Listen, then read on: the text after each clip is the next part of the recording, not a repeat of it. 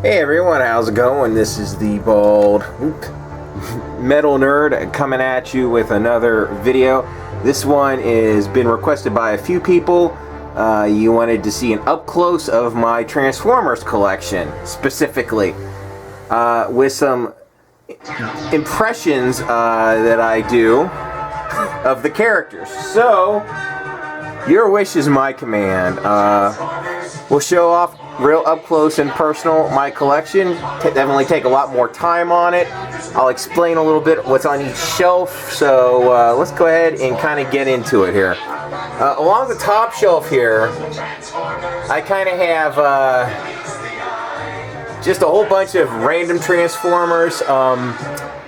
Since you guys aren't well stepped in the hobby, the bigger ones up here, the look like really realistic cars. Those are called Transformers alternators. It was basically kind of the first attempt at a masterpiece-like line for Transformers. Now, if you don't know anything about Transformers, the masterpiece line is meant to be like the definitive version of the character, as cartoon accurate as possible. As you can see, these aren't particularly super cartoon accurate, but yeah, this was kind of their first attempt. Plus, I have the original first Transformers masterpiece ever called MP01. The first attempt at a masterpiece, Optimus Prime, kind of commanding those other guys. There's a variation of Omega Supreme. There is a basically movie-verse version of Optimus in Creo, which is kind of like their equivalent of Legos. I got just some random Transformers here. These guys, I guess, are like deformed versions of some of the movie-verse guys. There's a Cliff Jumper. There's some various Voltrons up there.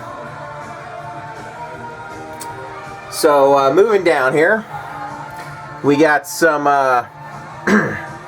characters here. So,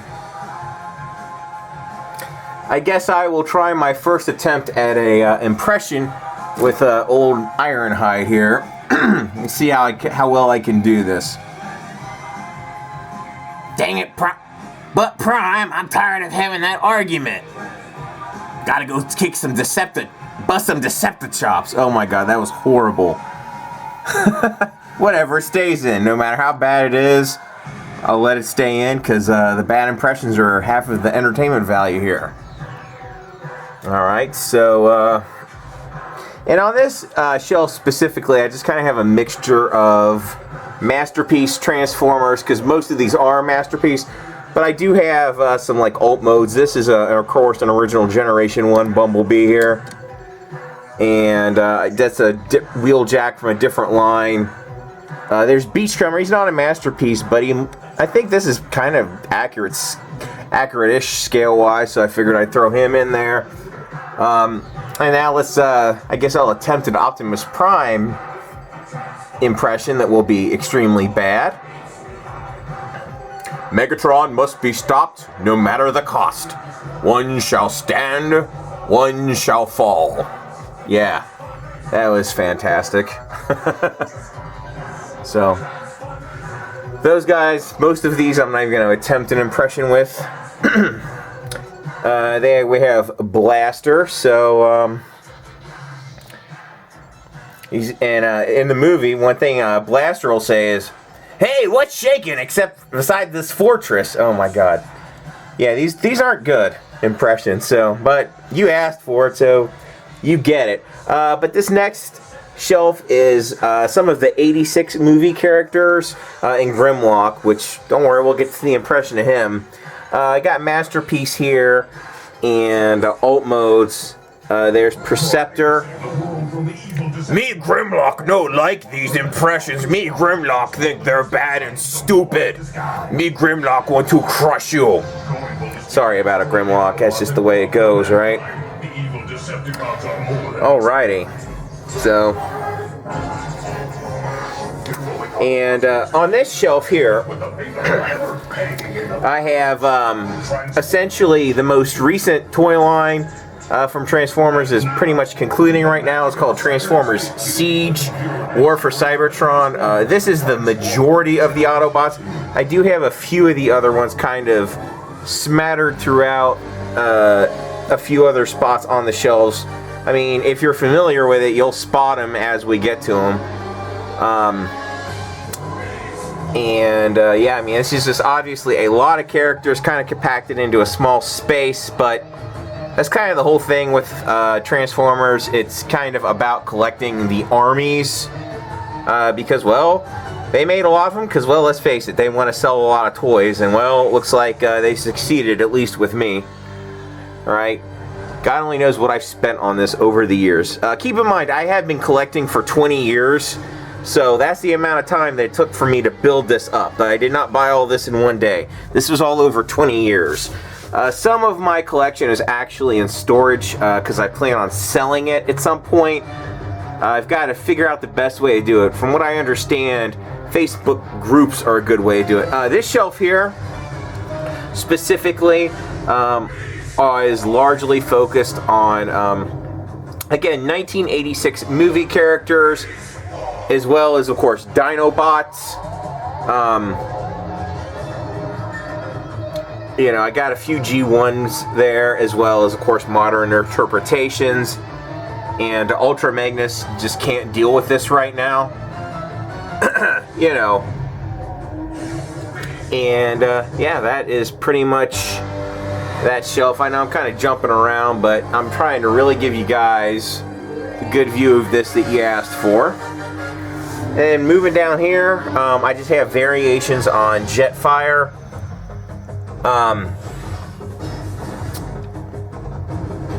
And a random Macross toy right there. So there you go.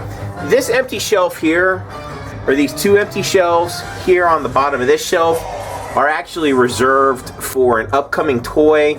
It's going to be hopefully close to 2 feet tall. They're what are called the Titan class Transformers. They're extremely large. The character that I have this space reserved for is called Scorponok, who of course is a Decepticon bad guy, and I'll put a bunch of bad guys around him to fill out the display when that toy comes out. It should come out sometime, well, this year in 2020, I'm guessing.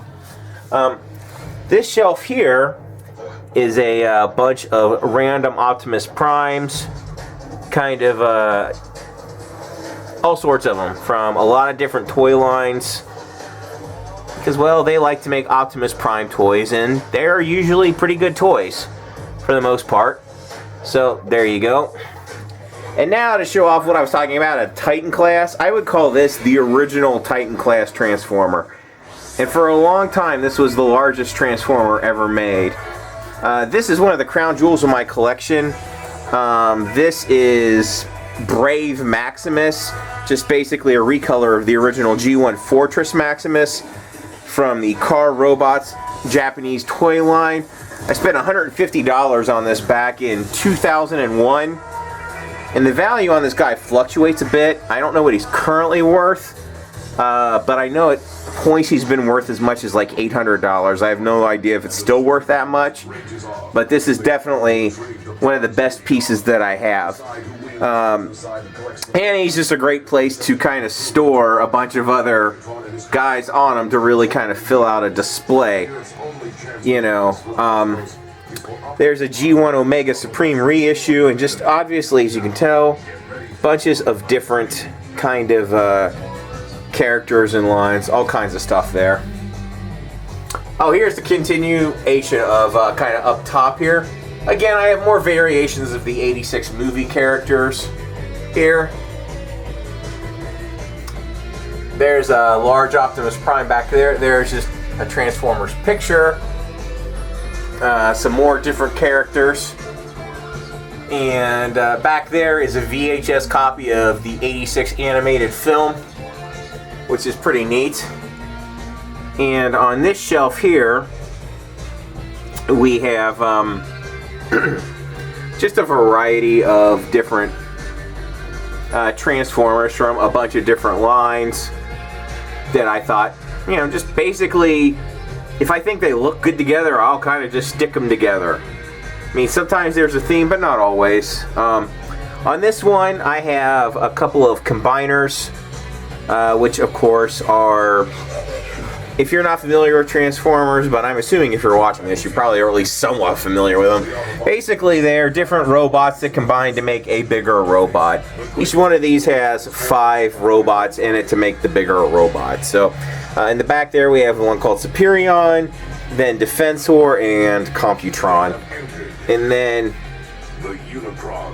on the front here, we have basically just a bunch of different Transformers. Now, on this shelf here, we have, there was a line several years ago. It's been quite a while, I think, since this has been out. I don't know what year it was. It was called Transformers Prime, and this essentially is, now not all of these are from Transformers Prime. Obviously, if you're familiar with it, most of them are. But if they're not from Transformers Prime, they're Autobots that I kind of thought would fit in with that aesthetic. Hence why they're on this shelf. And looking good. So that's that. And then, of course, we have below that the Transformers Prime Decepticons / other Decepticons that I thought would fit in well with that aesthetic. So, good times. Underneath here, I just have mostly die-cast cars. This actually is a Transformer. This will transform into a robot, but I think it looks better as a vehicle. And I got Ecto 1 spot in there, and then, of course, another random Macross toy. And then down here, I've got a few basically Bayverse movie Autobots down here. I'm not overall a huge fan of the aesthetic, but I do like some of the designs, so they're the ones I have that are Autobots. Now, moving on to the next shelf. This was a toy line back in, oh gosh, maybe 2011, 2012. It was basically the Fall of Cybertron War for Cybertron / Fall of Cybertron. It was based on a video game. And of course, these are the Decepticons from it. Now, not all of these are from that toy line, but the majority of them are. And if they're not from that toy line, they're just, basically ones that I thought really fit in with that aesthetic. And obviously, I pretty much dig the way this looks. I think it looks nice. Moving up, we got a couple of Decepticon combiners with some upgraded parts on the Combaticons. Bruticus there, his feet are upgraded. Then I just have basically some Decepticons I thought would go well with them. There is Universe Onslaught. There's a Power Core combiner called Bomb Shock. Just a few other random Transformers there. And then, of course, we have Menasor, who has 2 upgraded parts on. His feet are upgraded, plus I have the upgrade kit for Motor Master to make it look more G1, and I think that is an absolutely fantastic effect. I think that is a great looking figure right there. Definitely one of my favorites. Going above that, here are the Generation 1 Decepticons that I have. Those are basically a cheap set of knockoff Devastator bots, but there's the Devastator reissue from Walmart, and he looks great. And overall, I'm really happy with this shelf. I wish I had a G1 Shockwave, but the closest one I had was an Energon Shock Blast, so he just kind of made it. Whatever. And then moving up here, I have a handful of Masterpiece Decepticons because they haven't put out as many Decepticons in Masterpiece as they have Autobots. So we got Soundwave Superior. We got him. We've got Megatron. Excuse me. See if I can do a better Megatron cackle. No, that's not there. I will. Why throw your life away so... it's just not good. Sorry. Starscream, I'm not even going to attempt. I cannot do his voice remotely at all. Sorry. Oh, what the hell. I'll give it a try. Pathetic fools! There's no escape! Yeah. And there's a Shockwave. And behind them, I've got the large Generations combiners. We got Predaking there, and of course, Devastator right behind that. And then above that, we've got the, again, I was talking about the Siege Autobots. These are, well, mostly the Siege Decepticons. Yes, there are some mixed in from some other toy lines. And that is what I've managed to snag of those so far, or at least a chunk of them. So, anyway, moving on to the next shelf. Here is kind of my collection of random Megatrons from different toy lines. And a few of these guys obviously are not Megatron. They basically are what I would consider like kind of cartoon aesthetic from a few different lines. And I just like the way they look, so I just kind of didn't have really anywhere else to put them. So I was like, yeah, why not put them there? I think they look good.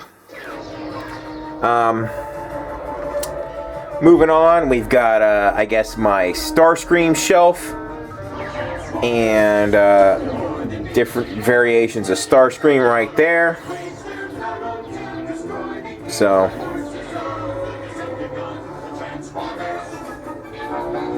good times. Beneath that, I have basically some other Decepticon jets, essentially. And with the new toy line that's starting up soon called Earthrise, this will definitely get filled out a bit more. Underneath that, basically I have the original G1 Predacons kind of broken down into their animal modes for the most part, except for Dive Bomb there. There's a Robots in Disguise Megatron. There's a Beast Wars Megatron. There's Waspinator. And then in the back, that combiner is called Abominus. And then down here, basically these are just a group of Decepticons that I just think work well. They're not really following a particular theme. There is a version of what's called Nemesis Prime, which has been a thing since really 2001. They've just basically black Optimus Prime repaints, and they make him evil, and I think he looks really awesome myself. That's just me. And yep, there's that. Moving on. Oh man.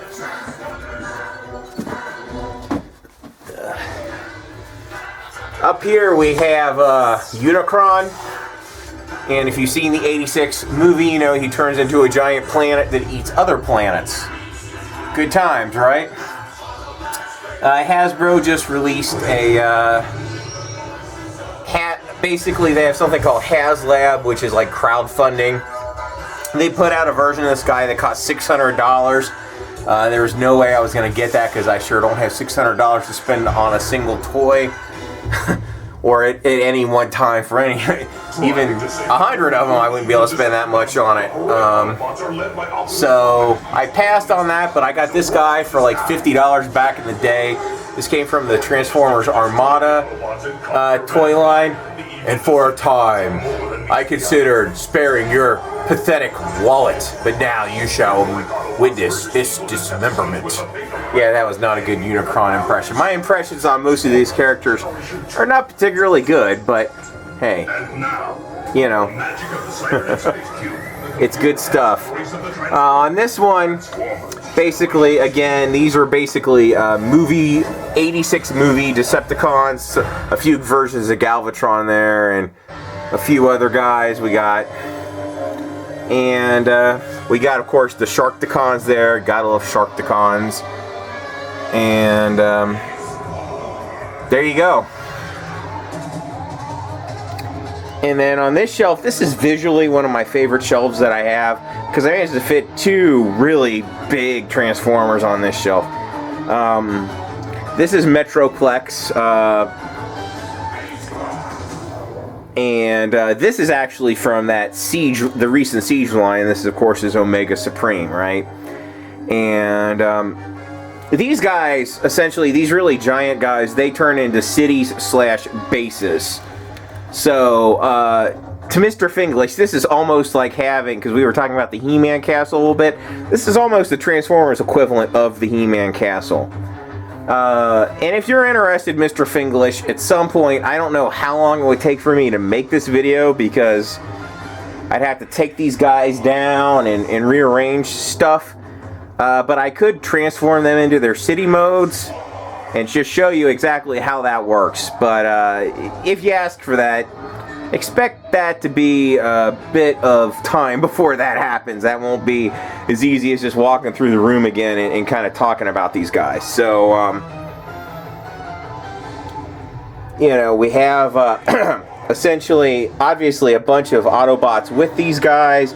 And, again, a lot of these are from the Fall of Cybertron / War for Cybertron lines. But, they're just ones that not all of them, they're just ones, again, that I thought would fit in together well. And I think that looks nice.